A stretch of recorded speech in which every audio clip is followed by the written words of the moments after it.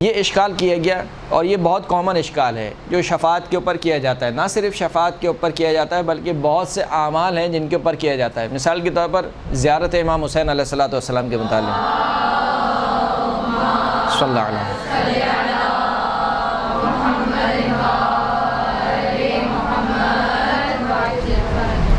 کہ مثال کے طور پر ایک قدم اٹھانے سے پورے گناہ معاف ہو گئے۔ یہ کیسے ہو سکتا ہے؟ امام حسین کی زیارت کے لیے کوئی شخص اگر ایک قدم اٹھائے تو کیا ہوتا ہے؟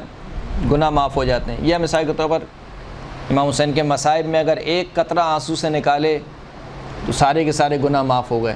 بعض لوگ اشکال کرتے ہیں یہ کیسے ممکن ہے کہ ایک قطرے سے سارے کے سارے گناہ معاف ہو جائیں؟ پھر تو آپ نے گناہ کی چھوٹ دے دی۔ انسان پورے سال مثال کے طور پر گناہ کرے اور ماہ محرم میں آ کے چند دن مثال کے طور پر آنسو بہا لے، صاف ہو گئے اس کے اعمال۔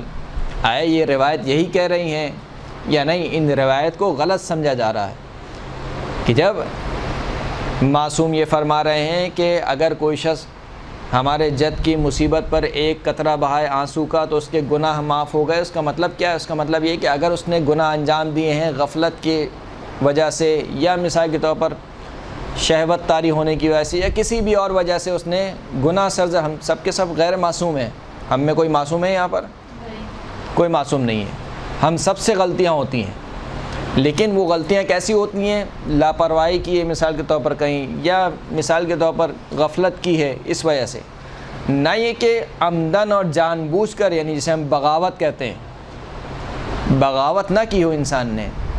خود دعاؤں میں بھی اہل بیت اطہار کی دعاؤں میں جملہ ملتا ہے کہ اے خداوند کریم اگر مجھ سے کچھ غلطی سرزد ہوئی ہے تو وہ اس وجہ سے نہیں ہوئی ہے کہ میں تیرے سامنے کھڑا ہو گیا ہوں، یعنی تو نے ایک حکم دیا ہے اور میں اس کے خلاف اپنے آپ کو کھڑا کر رہا ہوں کہ کیونکہ خدا نے یہ حکم دیا ہے اب میں اس کے برخلاف کروں گا۔